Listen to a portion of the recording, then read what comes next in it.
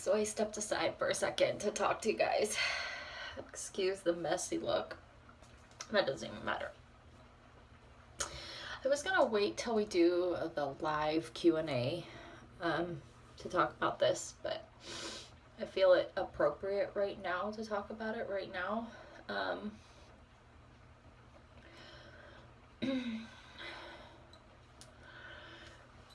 Sometimes we don't show all of the bad. We do show some of it. We try to keep as positive as possible around here to keep Elijah's spirits boosted and help him through and make his life a little bit more joyful. And in conversation today, it really hurts. I'm just saying this really hurts, and I am so vulnerable and being transparent to you guys right now that I'm going to be open to conversations that we have with Elijah. And I want you guys to know that some of these conversations are truly hard that a parent should never have.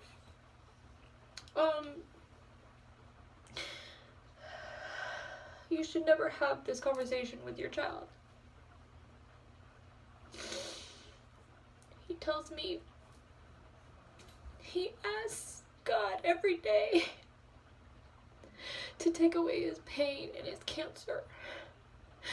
Because he says he can't do this anymore. He can't be in pain anymore. And he says, Mom, why isn't it working?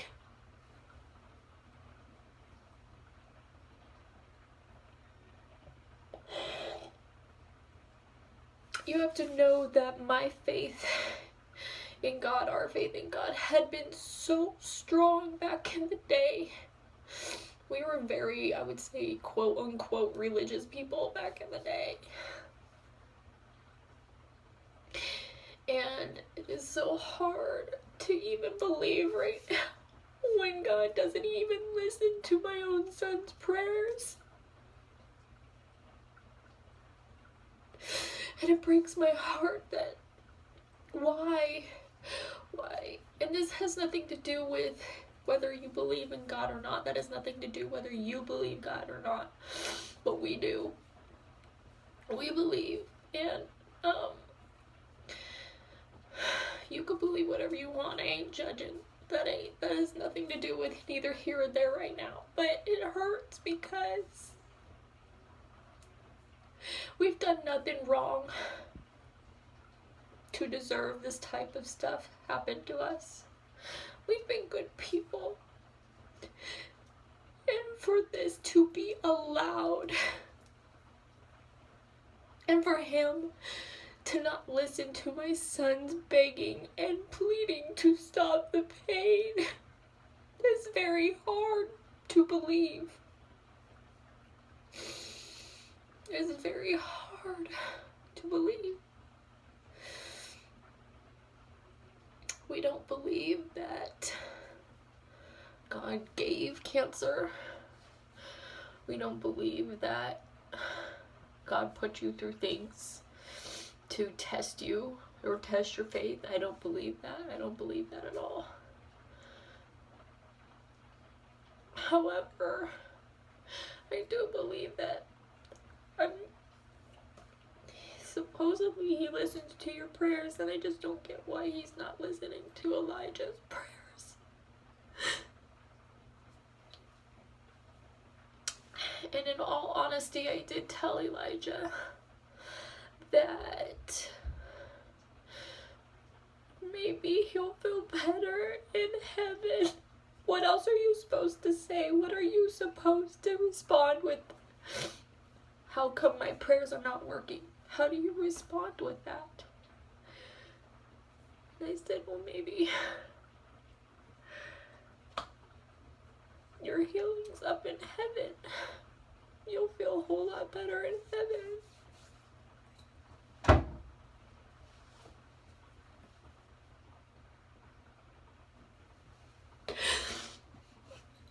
It It makes me so angry right now.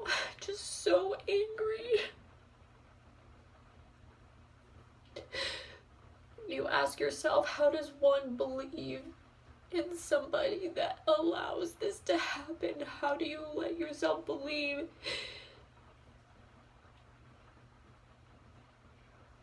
I'm gonna tell you the number one answer.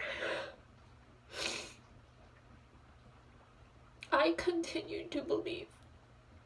Because if my son goes to heaven, I want to be there with him when it's my turn to go. I want to meet him in heaven, and I want to see him again in heaven.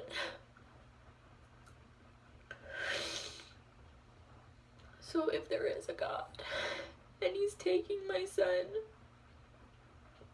I'm not going to stop believing, because if there is that big fat chance that I'll be able to go and see him again, I'll definitely keep believing.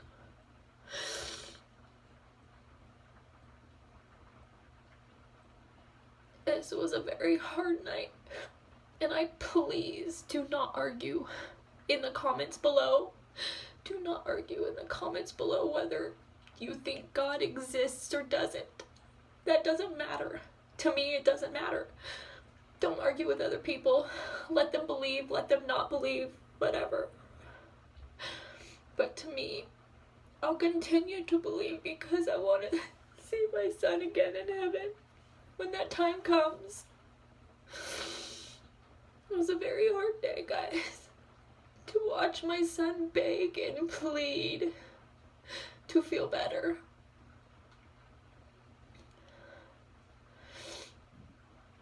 These are the moments that I have a hard time getting on YouTube and wanting to do anything. But I'm opening up right now to you guys. I want you guys to know the experiences that parents go through with this kind of thing.